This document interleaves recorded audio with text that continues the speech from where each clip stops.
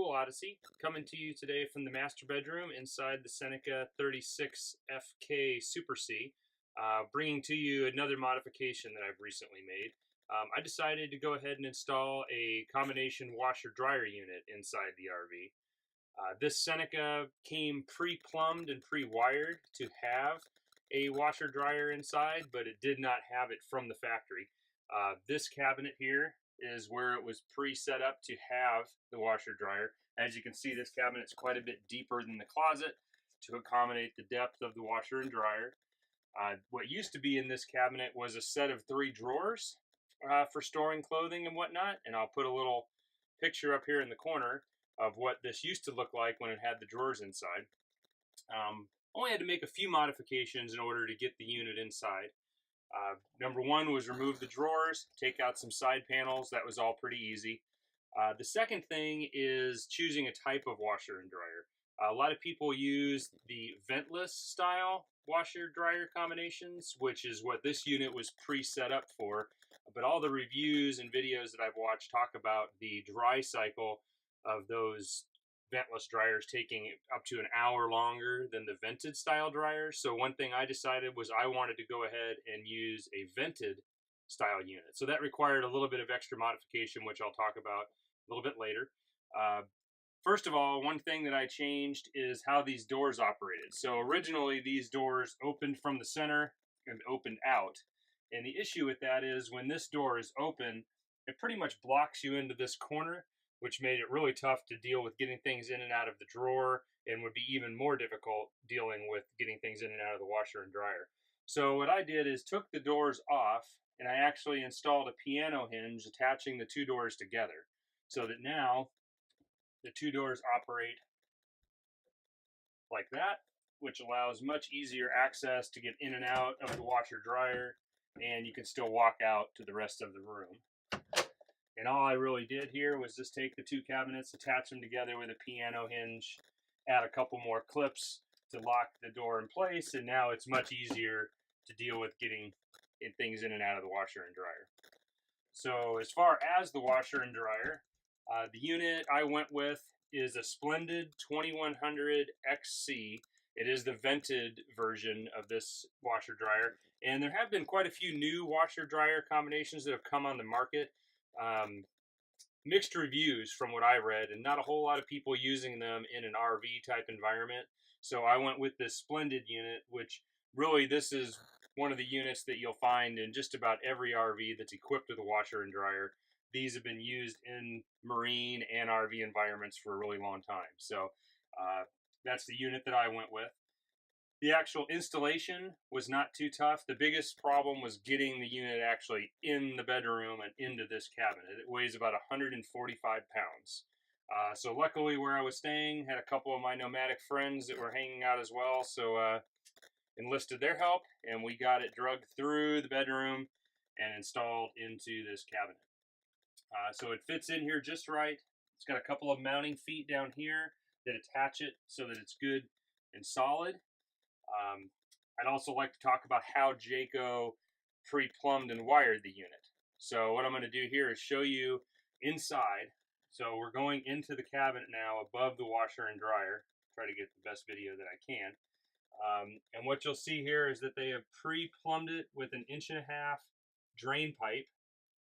I added my own adapter on the top so that I could attach the drain hose rigidly into the drain pipe. Most residential installations and even RV installations, the drain hose just sticks into the pipe, and I just had a little bit of fear of having an open pipe like that. So I went ahead and made mine attach solidly, and then you'll see the hot and cold water supply are also built in to the unit from the factory. I did have to do a little bit of electrical modification. So as you'll see, there's a receptacle here on the back wall, and that has 2 things plugged into it, and you'll see a couple of labels on there. When I originally bought this unit, I installed basement heaters, a couple of fan-forced electric heaters down in my basement area to keep my holding tanks and freshwater tanks from freezing when camping in temperatures down as low as -10. So I had to modify the electrical. What you'll notice is this receptacle in here, put in a new receptacle, and I actually split it from top to bottom. So the top of the receptacle actually is for the washing machine, and the bottom receptacle actually is for the heaters down in the basement.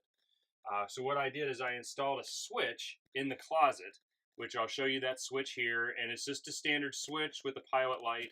So now I can turn the basement heaters on and off from the switch in the closet, and I don't have to worry about turning the breaker on and off. I obviously cannot run a load of laundry at the same time the basement heaters are running, so I just have to be aware of that and manage the electricity that way. So another thing I'll share is how I installed the vent for the dryer. So I had to basically run my vent hose down behind the dryer, through the back corner by the closet, and down into the area underneath the washer dryer. And here I'll show how I actually decided where to put the hole and actually put the hole in the outside of the RV. Okay, so this may end up being a little hard to see, but we're in the cabinet right now underneath where the washing machine is. And this hole here to the exterior is actually a marker light on the outside of the RV. And my plan is to drill the hole right here for the vent, for the dryer to vent to the outside. But what I want to do is just make sure there's no studs in the wall, steel beams. So I'm actually going to take a piece of wire, tie wire basically, and I'm going to go into this foam and push in and see how far I can go before hitting something in there.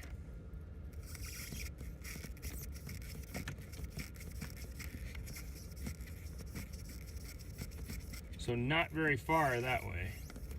So I can go about that far. So there's basically, looks like there's a stud maybe behind this, but now I will go the other direction.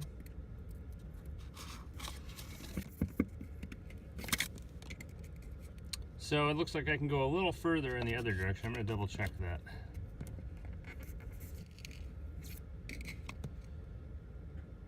Okay, so based on that, check this direction one more time. Yeah, so it seems like what I'm going to want to do is I'm going to want to just about center the vent on that marker light outside. I don't think the direction up is going to make any difference, but I'm going to center it there, and we'll go to the outside, drill that hole, and that should bring me in just beyond here, and we should be good. All right, this would be by far the scariest part of the whole operation, actually drilling a hole into the RV.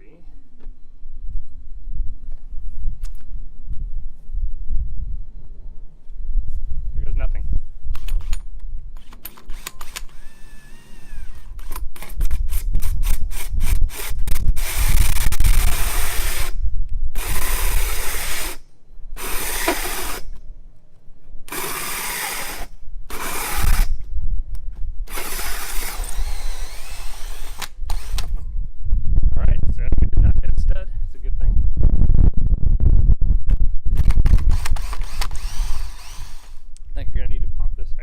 Piece out to give us enough grip inside. Yeah, so right now my bit's bottoming out on the fiberglass here.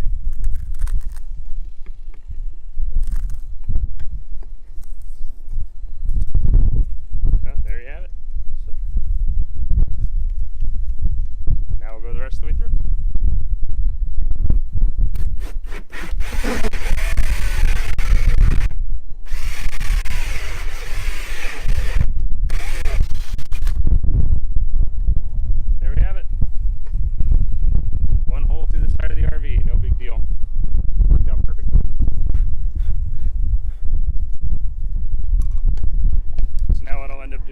Some butyl tape around the outside perimeter of this flange. This will stick on like that. The dryer vent blows this open, and there's a chrome cover that goes on. So I'll get started on this and I'll come back and show how that all works. Okay, so I don't know if it's a good decision, bad decision, but based on the way this chrome cover works, I'm thinking I'm not going to use butyl tape because I think that'll push this thing off the RV too far. Because in order for my vent cover to fit, it needs to be relatively tight up against the RV. So I think I'm just going to put some silicone in the screw holes, and then I think I'll silicone around the perimeter, and I think I'm going to call it good.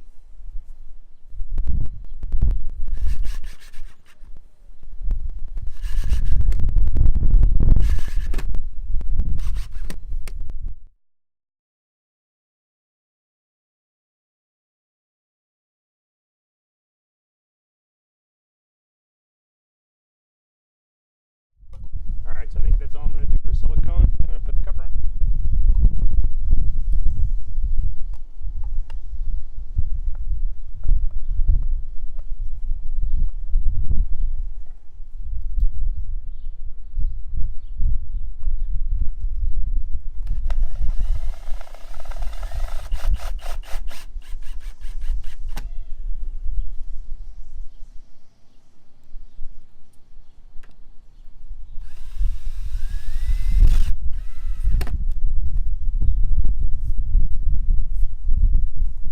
Alright, so there we have it all installed. I think we're going to call that good. One dryer vent on the outside of the RV. Okay, so I'll try to get you a view. So here's the washer and dryers up there. Here's the cabinet, and then underneath, so this is where my vent is. And now you can see my vent is all completed and out the wall. And just to try to give you a perspective, that goes up around that direction. So there's the vent. All right, so it's been about a week that I've had the washer dryer installed. I've run about 5 loads of laundry through it, still trying to get used to just what the load size is, what's the right amount of time to dry, those type of things. So still working through that. Possibly I may do a review later on down the road, but just excited to have the ability to do laundry in the RV, cut back a little bit on trips to the laundromat. So every couple of weeks, when I stay at a full hookup park to flush my black and gray tanks, refill fresh water, I'll take advantage of being in those full hookups and run some laundry on my own here in the RV without having to take it out and go somewhere else. So we'll see how it works out in the long run, but very happy so far having it in here. All right, so I think that's going to about do it. So that's the installation of my washer dryer here in the Seneca. And I appreciate you guys taking the time to watch. If you have any questions, be sure to ask, leave down in the comments. And down in the video description, I'll also put a link to the actual washer dryer that I utilized, as well as the outside dryer vent kit that I utilized. If you liked the video, I'd appreciate it if you'd give it a thumbs up. Love if you'd subscribe to the channel. And we'll catch you soon down the road.